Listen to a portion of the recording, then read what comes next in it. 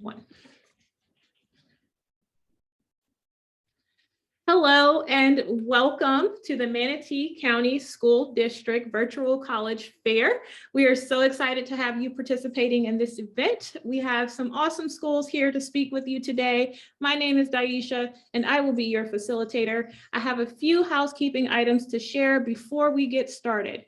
First, your microphone and your camera are off, so our panelists will not be able to see or hear you.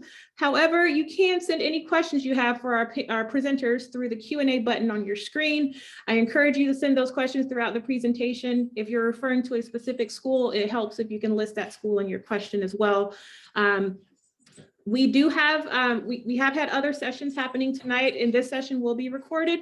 So you'll be able to visit strivescan.com/Manatee District Virtual College Fair to view the recording of this session, as well as other sessions that have happened tonight. I would now like to turn it over to our first presenter, Illinois Wesleyan University. All right. Good evening, everybody. My name is Andrew Starnes, and I am a regional admission rep for Illinois Wesleyan University. I do live in East Tennessee and have the pleasure of working with students from the Southeast, including the great Sunshine State. Wish we were down there in person, but definitely looking forward to getting to connect. And hats off to everyone. We got a great crowd in the house tonight, so thank you for spending the Thursday evening with us here. We'll go ahead and get things started. Well, you can learn a little bit about our school, and as you go through the session, find out why we recently have been named Top 10 University 2 years in a row for job placement and the #1 hidden gem school of the Midwest. So at Illinois Wesleyan, we are a small liberal arts university, about 1,700 undergrads located in Bloomington, Illinois. That's about 2.5 hours south of Chicago. We're an undergrad only university too, for so students that are interested in graduate school tonight, you can get advantage of graduate level research at the undergrad level, even starting freshman year. Since we have no grad students on campus, it's all about the traditional experience. Also, classroom sizes on average 16. So you're not going to get the stadium style lecture hall seating. Definitely going to get a lot less lecture, more discussion, hands-on, quality interaction with our faculty, no TAs, all terminal degree faculty that are going to be teaching you one-on-one opportunities outside of the classroom, and so many different things that are going on campus to really help make sure we're giving you a quality degree at our school. 11-to-1 student-teacher ratio. So we're divided up into 3 main colleges. We actually have our College of Liberal Arts that contains the majority of our majors and minors, our School of Nursing, now with almost 21 years of 100% job placement. Just tons of opportunity on that side with the direct admit program, and our College of Fine Arts, national ranked musical theater program, strong theater arts, strong School of Art, and School of Music as well, with the professional and Bachelor of Art degrees that we offer.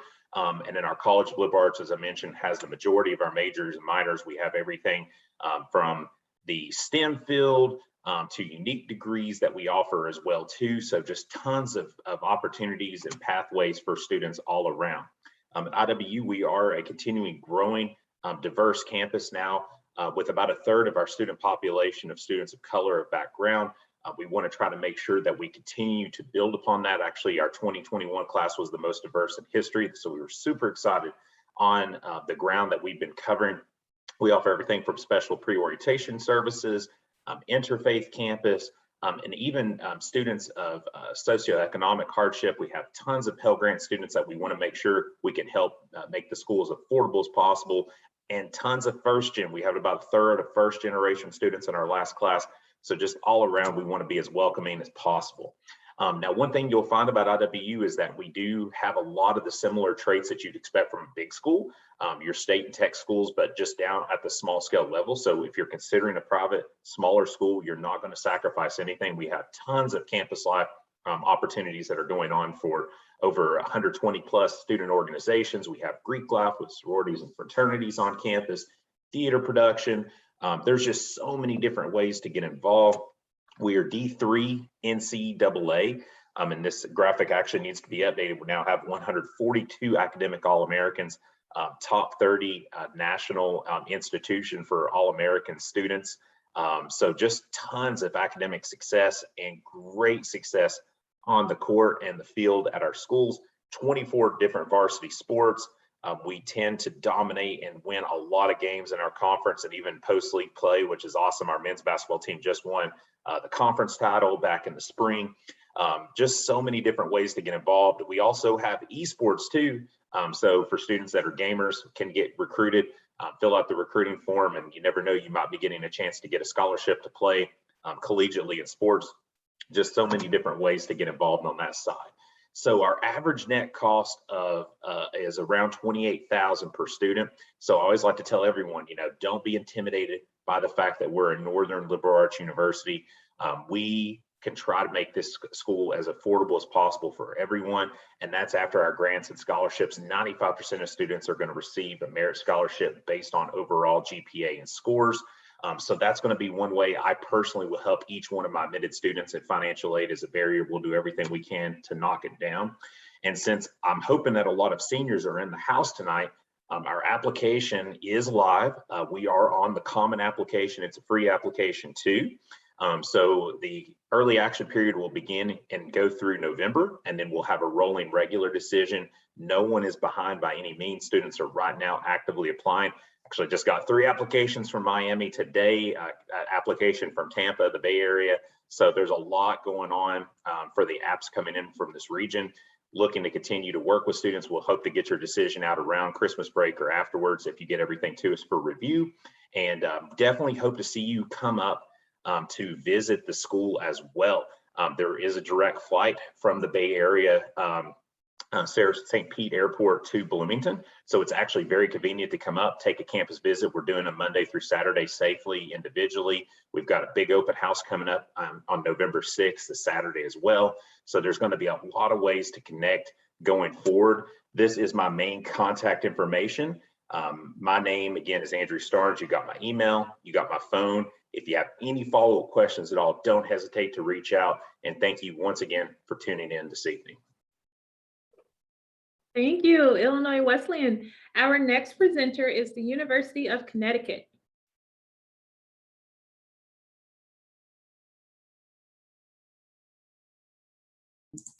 Sorry about that, folks. Just had to go off mute. Thank you so much for having me. My name is Dan Teague, and I am the admission officer that works with students from the Southeast. So thank you again for being here tonight. And we're just going to hop right in here. Start the timer. All right. So, all right. So UConn is the flagship state university in Connecticut. Around 24,000 students across 5 campuses. We are a top 25 public university as well as a Research One university. Here to give you an idea of where we are located throughout the state. We will focus on Storrs today. That's the main campus in northeastern Connecticut. But as I mentioned, we do have 4 regional campuses. Stanford and then Storrs are the 2 that offer housing. Again, it gives you an idea of where we're located geographically. Definitely some large metropolitan areas throughout nearby. While we do have many things to do on campus, there are a lot of things in the area as well. And then a little bit about student life. So I usually explain that, or I feel like most folks know about UConn out of region from our athletics. So 22 NCAA Division I championships across 21 NCAA D1 teams. We have 37 club sports teams. We do compete in the Big East for the NCAA, and then we do have intramural sports as well. 700 plus campus organizations and clubs. And on top of that, we do have numerous different options for housing, 99 housing options across campus, with them ranging from traditional suite and then dorm style. We also have 30 plus fraternities and sororities across campus, and then 8 dining halls across campus as well, 9 on-campus cafes. And we do produce our own ice cream on campus. So UConn was originally founded as an agricultural institution. We definitely keep that close to our roots. So we do make our own ice cream at UConn, which is some of the best in the area for sure. I may be a little biased about that, but then moving into academic programs. So obviously the name of the game is your education. We do have numerous different academic programs across 10 schools and colleges, with the student to faculty ratio being 16:1 and a little bit over 50% of our classes having less than 20 students. Our most popular majors would be biological sciences and psychological sciences, housed within the College of Liberal Arts and Sciences, which is actually our largest and most broad college at the University of Connecticut. We do also have something called the ACES program, which is the Academic Center for Exploratory Students. And that's kind of the undeclared Explore program at UConn, where students can explore different academic programs throughout their first 2 academic years. And as long as they do declare by that 4th semester, they'll be on pace to graduate in 8. And then moving into a little bit more about selective programming. So UConn is definitely a selective institution. Our acceptance rate is right around 50%. These programs are a little bit more competitive. So engineering does require students to take chemistry, physics, and then calculus. For nursing specifically, this is actually, we had to be changed. Nursing now only requires chemistry, so I just made that change recently. We do have a fine arts school as well. For performing arts students, they would be asked to do an audition, and then for visual arts, they would be asked to turn in a portfolio. But one of the most unique programs we have at the university is actually a BFA in puppetry, which I believe is only offered at 2 other institutions in the nation. So a little bit about that. And then junior entry programs, those are programs that students are admitted to the university as first years and then have to do prerequisite coursework and then apply for admission to those programs in their junior year. And then the special programs on the left, those are the most competitive to gain admission to. They definitely are very, very selective, but they're coordinated curriculum where students can gain an undergraduate degree and then a graduate level degree. And they are non-binding as well. So if a student wanted to enroll for their undergraduate program and then go to a different school for law, they would have the opportunity to do so. And then lastly, we do have an honors program at UConn. About 560 students last year out of a class of around 3,700. So it gives you an idea. It is definitely competitive, but for students that aren't admitted at the time of admission of the first year, they can apply thereafter first, second, and third year to graduate with honors. Not going to spend too much time here. This is just a little bit about our application process. In case there are any seniors on the call tonight, we are members of the Common and Coalition applications. We do have an application fee, but we accept application fee waivers through College Board or any other application fee waivers that students can secure. We did add the self-reported academic record in this year. I know many schools down south and in Florida specifically require the SSAR. The good news is students can export the information from that document into the SRAR. If they don't want to self-report, they can just submit their official transcript. So it isn't a requirement this year. It's our first year having it as a component. Obviously, a college essay, 2 letters of recommendation are required for special programs. Any other program, they are optional. And then the SAT is optional as well. So moving into a little bit about the averages for students, you see them on the screen there. Again, students had the option up until January 20th to let us know whether they'd like to submit their scores or not. Those are the averages. And then we'll move into deadlines real quick. So are a regular decision institution at UConn. So December 1st is our kind of early action-ish deadline. January 15th is the on-time application deadline. I do recommend all students to try and complete for December 1st, regardless of which program you're going for. Special programs, that is the actual deadline, but it gives you the best opportunity to get as many opportunities at UConn as possible.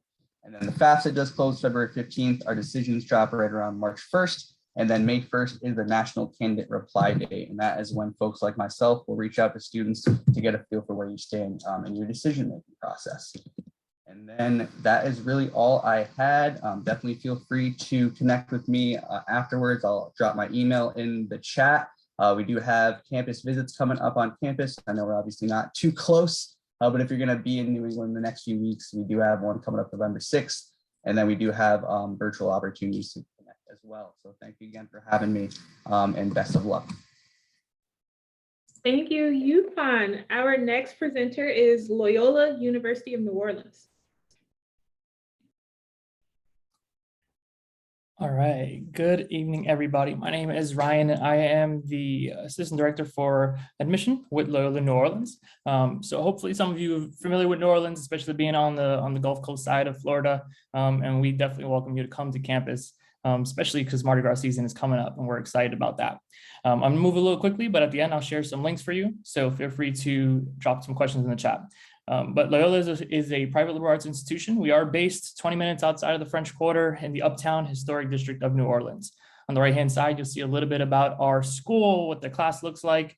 And this is actually going to show you what our incoming class was last year. So the percentages and breakdowns really kind of bring a unique aspect to our campus, shows you where our students come from. And this is the breakdown again of where students are coming from. So really coming from all over outside of our state, bringing in all the different perspectives, interests. And if you are familiar with New Orleans, or if you're not, New Orleans is really a melting pot of cultures and, all kind of different things, food, events. So you definitely see this kind of diversity on our campus throughout. Now, in the city of New Orleans, there are 4 seasons. The biggest one you'll see is definitely Saints football season, which we're in right now. So for all of you Buck fans, we're going to see you this weekend because you're going to be in New Orleans on Halloween. So good luck to you. Don't know how that's going to work out, but it's going to work out real well for the Saints. I can tell you that. Mardi Gras season is definitely coming up, and it's a big part of our campus. So as I mentioned, if you see on our little kind of graphic there, our campus is on the left side there. We're about 20 minutes from the Superdome, 20 minutes from French Quarter. So all of these seasonal events and things that we do are very much a part of our campus. And our campus is essentially just an extension of the city. So you really get to enjoy both sides of that city life, but that more residential campus life when you're in our area. Again, in our area with all of the festivals, galleries, you'll see a lot of that. Since we're in the Halloween season, if you are a vampire enthusiast or like vampire movies, the number 3 movie on Netflix right now, I think it's called Night Teeth. If you go through the first kind of 10-15 minutes, you will see a college campus featured on there. And it says USC, but it's really our campus. USC's tried to look like us for quite some time now, but we're happy that our campus was featured. So check us out there if you haven't been able to visit us yet. Academics, you'll see our 3 main colleges. We have our College of Art and Science, Business, and a College of Music and Media. And this is just a sample of some of the programs that we have. So I will definitely share the full list of programs in the chat after our presentation, but just gives you an idea of the types of things that you can study with us at Loyola.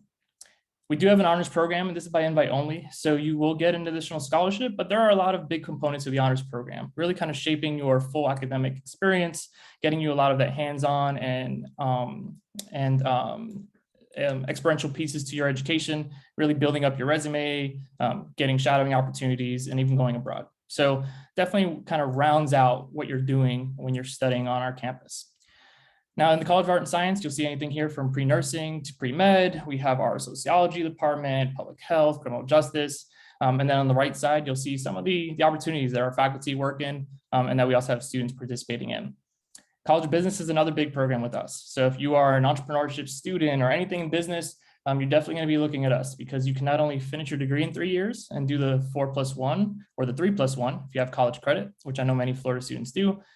We also get access to our stock trading room, our Center for Entrepreneurship, and we really help you with kind of building business portfolios and programs through our own internship and requirement programs. So again, a lot of opportunities for you within the College of Business as well.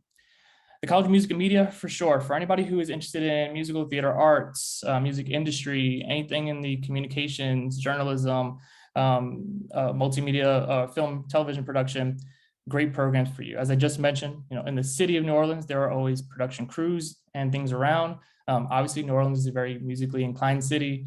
So any of that is a big component of our campus. We have our own recording studios, our performance center, and we absolutely welcome you to participate. There are some auditions for some of these, so definitely check out our website and see which programs are best suited for you. Now, our average GPA last year was 3.5. We do use weighted GPAs. We will reweight on any honors, AP, IB, dual enrollment courses. And now we are a test blind university. So we no longer require your SAT or ACT for admission. That also includes for scholarshiping. These are some of our application dates. So as you see, our November 15th date is coming up for early action. If you've already applied, great. You should be hearing back shortly. We just started releasing decisions this week, but you should be hearing back in the next couple of weeks if everything is in. So hopefully come Thanksgiving break or December 1st, you'll have that decision and you can work with me on finalizing the details to confirm your seat. If you need more time, you'll see some of the other dates there. I always recommend try to apply before January because some of our scholarships, our additional scholarship opportunities require that you do that. You'll see a list of our scholarships here. Our academic merit scholarship is given to you automatically. It ranges from $14,000 to $22,000 a year, and we use your weighted GPA for that. Again, as I mentioned, that renews each year, so that's there for you. If you are invited and given the honors program opportunity, it's an additional $5,000. We do have a social justice scholarship as well, and I am the chair for our social justice scholarship. So if you are interested in that, the only requirement is that you have a minor in sociology, but you can be any other major, and we will, again, give you that, and that's an additional $3,000. And then you'll see some of the other scholarships as well. I don't have any information on athletics in this presentation, but I will put the link. We are an NAIA Division I university. So if you are looking to compete and you are looking at competing at a high level, definitely take a look at our athletic website. And again, I will put it in the chat for you. So don't worry, you're not missing out. But on that page, you can create a Recruit Me profile. Really helps kind of getting in contact with our coaches. And this is my contact. So again, I ran through it a little quickly, but I will be in the area. Feel free to copy my information here. I'm also going to put it in the chat for you. So feel free to copy it in there. Have a great rest of your night, and we look forward to seeing you on campus soon.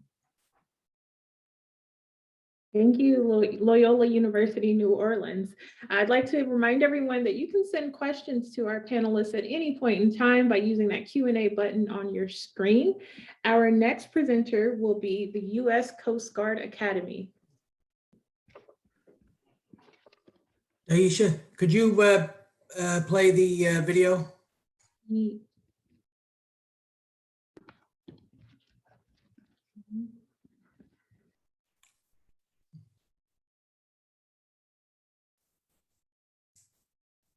We're the United States Coast Guard Academy. We're in the top 100 undergraduate business programs, the top 10 undergraduate engineering programs, the top 25 STEM colleges, the top 15% of best colleges and universities. We're in the top 1% for community service engagement and the #1 top regional public institution, and 100% focused on our mission, graduating officers to lead the United States Coast Guard.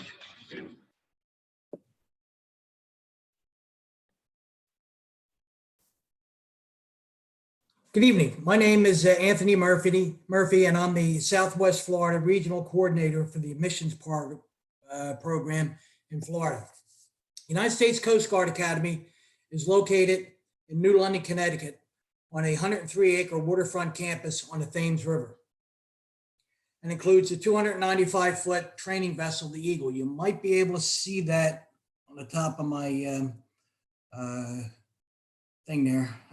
It's a training ship that we got from the Germans as a prize of war after World War II. We're one of the 5 federal military academies, free to attend with a 5-year military obligation as a Coast Guard officer. 80% plus continue past the 5 years.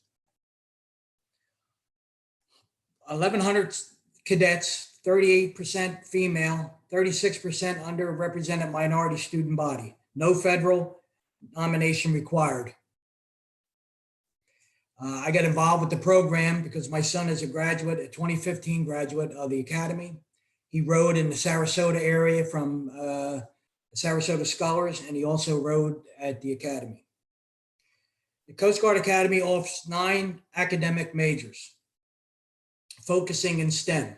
Graduates earn a Bachelor's of Science degree in 4 years at a top 10 accredited engineering school. There are also prep school options that are available. All students go through a SWAB summer boot camp. They then proceed through the cadet ranks of 4C, which is a freshman, through 1C, which is a senior. There are 8 companies, Alpha through Hotel. Cadets stand a watch schedule, live in a barracks, are assigned leadership roles, given time off, and have summer training.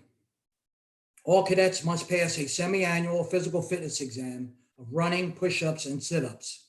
Must stay active 2 of the 3 athletic seasons in either intercompany club and Division III athletics, NCAA athletic program.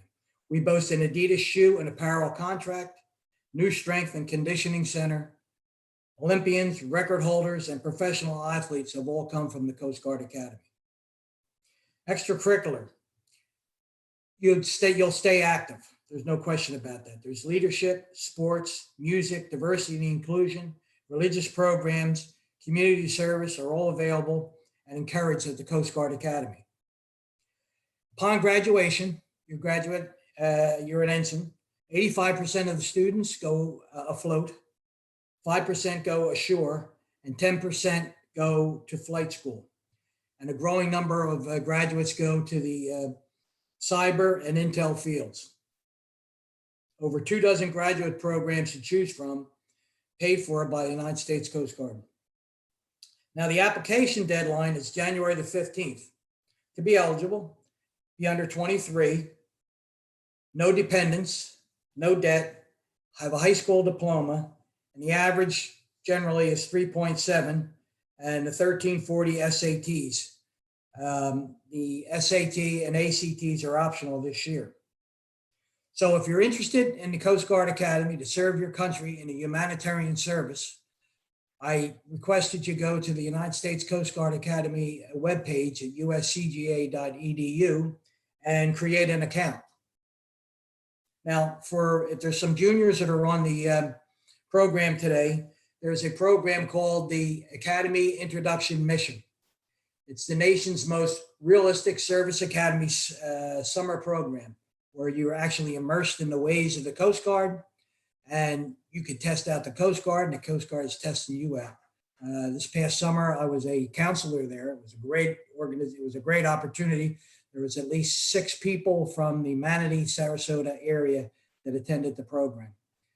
Highly competitive to get into, and the application opens in February.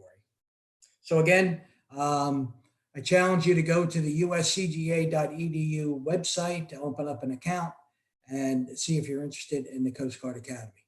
Thank you.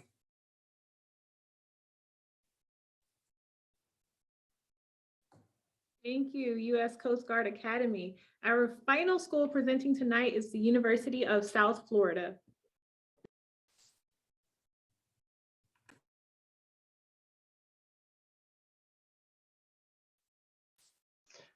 All right. Good evening, everyone. My name is Sean Grosso, and I'm the coordinator of admissions at the University of South Florida. USF was founded in 1956. Our mascot is the Bulls. We have an overall enrollment of a little over 50,000 students, with a total undergraduate enrollment of a little over 37,000 students. We have a student faculty ratio of 21-1, with average freshman class sizes of about 33 students in a class. We have a very diverse student population on campus, with 41% of USF students identifying as coming from a diverse background. We have student representation from all 50 states in over 141 different countries. And we also have over 200 majors and concentrations at USF. So definitely like to think that there's something for everybody. Our top 5 majors at the University of South Florida include biology, engineering, nursing, psychology, and criminology, and business, just to name a few.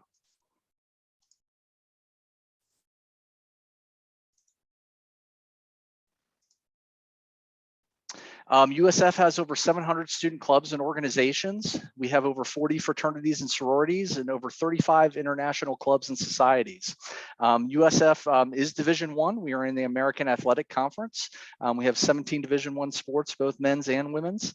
However, if you're not a Division I sports athlete, that's okay. We have over 40 sports clubs and 15 intramural sports.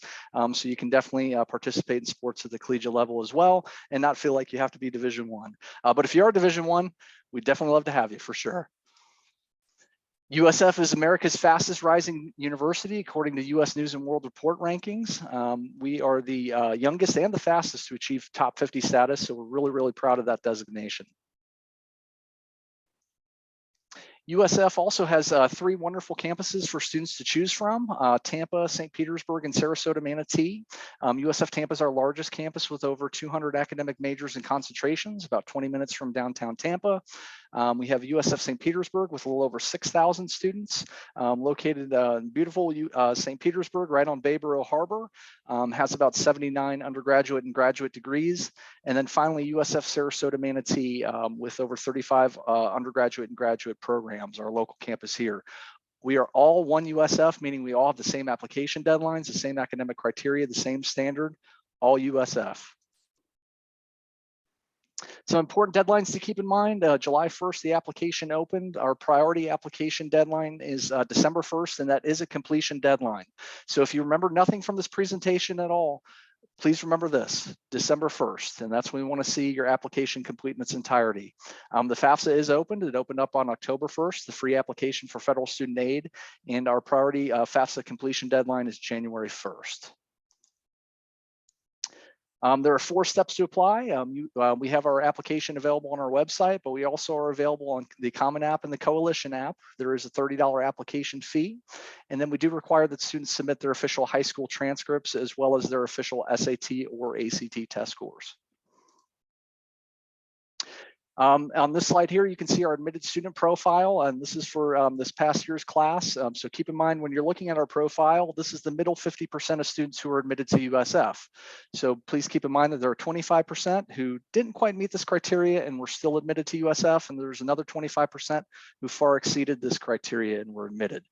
So you can see the different GPA and test score ranges there. The GPA is a weighted recalculated GPA for admissions purposes. We do have merit-based scholarships for students. So it starts at a USF Scholars Gold Award, which is a $10,000 4-year award. And it starts at a 3.8 high school GPA and a 1280 or higher on the SAT or a 27 or higher on the ACT, and goes as high as a USF Presidential Award. We are available for in-person campus tours, and we'd love to see you on all 3 of our campuses. We have 3 wonderful and unique experiences for students to choose from. And just finally, just to wrap things up, why USF? We have, again, 3 wonderful campuses. We're a highly ranked university. We have lots of different degrees, over 200 for students to choose from. And we offer a great student experience at a cost that students can afford. And then finally, if you have any questions or think of anything else, I wanted to include our contact information so you can stay connected with our office. And thank you so much for having us this evening, and go Bulls. Awesome. Thank you, University of South Florida. I would now like to invite all of our panelists to join me on video for a brief Q&A.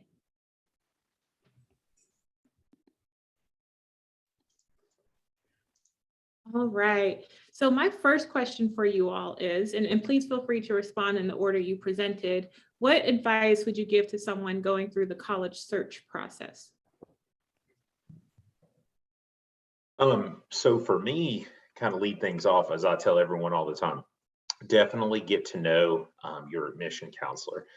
For whatever schools you're considering, reach out to them. If you don't know who your admission counselor is, search them out either on the admission side or something along those lines, because we're truly here to take some of the stress off.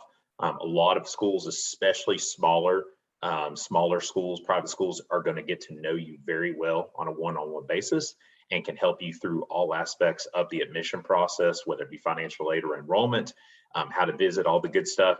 So try to get a good communication established with us so we could try to help you out along the way. So I would say, obviously that is all great advice for sure. But first I would say visit campuses. I think that's a huge thing if you're able to. Obviously, I know that you may not be in the area, or you might not have the chance, but if you're able to, definitely take a virtual campus tour or in-person tour. And then, in line with what my colleague said before, do your research and then ask questions, whether it be to admissions folks or folks on the, academic side. We're all here to support you through this process. So definitely do your research and feel free to reach out to any of us at any point. I will also second the visit campus portion, because especially now and after the pandemic, obviously there are a lot of really good resources for students to see campuses. But if you can, definitely make sure you get there to see it for yourself, make sure it's the same fit and feel. Ideally, if you are accepted to one of our universities, we feel you'd be a good fit. But we also want to make sure we're a good fit for you. So definitely make sure to get to campus, ask your questions. Don't feel embarrassed if you ask the same question more than once. Until you're comfortable, we'll be here to answer them.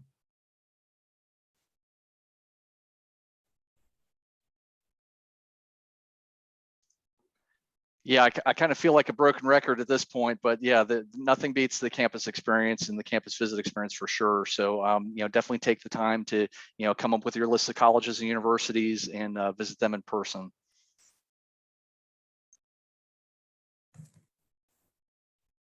Aisha? Yes. I didn't get a chance yet. Yeah, you can go ahead now. Oh, okay. The Coast Guard Academy is looking for leaders of character. So if you're interested in serving your country in a humanitarian service, the Coast Guard Academy is the place to go. free education, although it's a heck of a commitment. Um, I realized that through my son graduating in 2015 and now stationed in Portland. So if you want to serve your country, get on that website that I mentioned before, uscga.edu. Look at the campus. I didn't have many good slides like the rest of my fellow presenters had, but there are a lot of great information there. And you could learn a lot about the academy, hook up with the admissions officer for the area, and get your application started. And of course, if you're a rising senior, you're a junior, going to be a senior, get an opportunity to apply for the AIM program. Thank you. Wonderful. On a similar note, what is one myth you would like to debunk about the college admissions process? Well, for me, I would say that if you, the people that do not get accepted to the Coast Guard Academy are the ones that don't apply.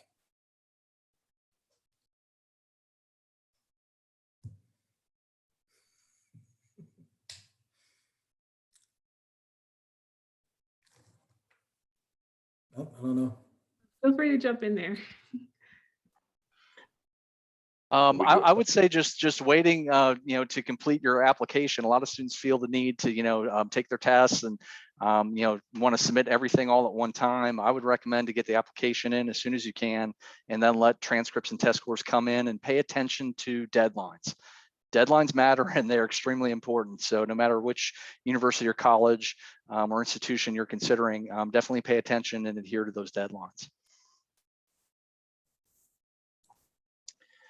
I think for me, I would say a big myth as a student, you get it all the time, is that you don't think you're good enough to get into a university. I've had so many students tell me that, and it breaks my heart because finds out, they're a lot better shape than they think, but they don't know it. And I tell everyone, if you truly have your heart set on a certain college or a certain type of college, don't shortchange yourself. Truly get to know what the standards are. And in a lot of cases, just what you see, the average standards, or maybe what's posted may not always be the end game for everything. So really, again, it goes back to what I said initially. Talk to your admission counselor, find out if there's ways that if you can't get in right now, could you improve them through mid-senior or even final senior year? There may not be a cutoff line there, and then there's always the transfer route even as well. So if you truly have your heart set on a place, stick with it and try to see if you can get in. And I will jump in. I'll hit on more of the affordability aspect. I know I have a younger sister who's going through the college search process as well. So a lot of parents and students first instinct is, okay, well, I'm probably not gonna be able to afford this school, so I'm just gonna go on to the next school. You'd be very surprised at how many different scholarships and opportunities there are with different schools and programs. So definitely do your research and look into them, because for the most part, you can get a good portion of your scholarships that renew each year. If you're applying for financial aid, it adds in, and you can go for a pretty cheap price for the most part, making it much more affordable. And then, people have different 3-year programs, things like that. Again, really can be a good fit for you. So keep your options open, make a decision, something like that. So I'll just echo everything that was said previous. I think that's all great advice. But this is always a tough one too. It always stumps me. So I always look it up and see some of the myths that there might be out there about college admissions process. So 2 of them, I think, 3 of them, getting all A's is the most important thing. Test scores can make or break your chances of getting in. And then the more clubs and activities on your resume, the better. I think all of those have a level of myth to them. I think test scores in themselves, I'm not sure how many of the institutions on the call, but many of the institutions across the country are test optional. So that's something that you can always look into. A lot of are test blind. And then, I think when it comes to clubs and activities and getting all A's, kind of echoing what was said previous, look into your opportunities. Most of these schools that you'll look into will have a holistic review process. They're not just going to look at, the grades that you got or the test score that you got, even if you didn't, if you even submitted them. But they're going to look at everything you've done throughout your 4 years of your high school education to make an educated decision, on that admission process. So definitely don't sell yourself short, and continue to look into the options that you might have. Awesome advice there. And my final question for you all is a fun one. What is one thing you would like students to remember about your university or academy?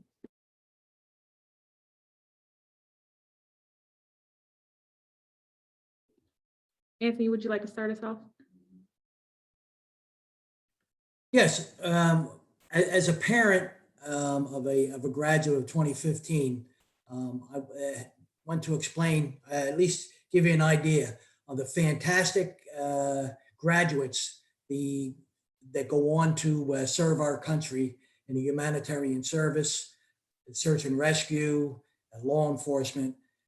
This would be such a great opportunity to make the investment, the time, fill out the application.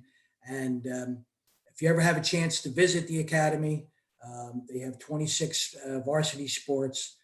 It's just an all-around college experience, but different than from USF, of course, or UConn. But just wonderful people that are recruited to the institution. And when you get a chance to meet these fine young men and women, it makes you feel good, makes your heart feel good that our country is being served by such a great group of people.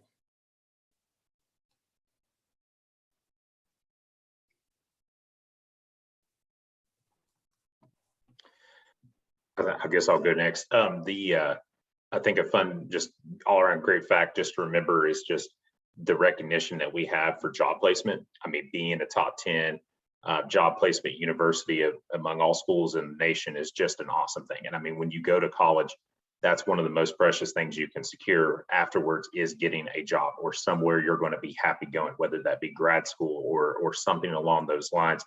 And the fact that we have such a wonderful track record of making that happen, I hope that'll resonate with some students' minds tonight of just knowing we're going to give you a lot of great resources at our school to get you ideally where you want to go in the next step of your life.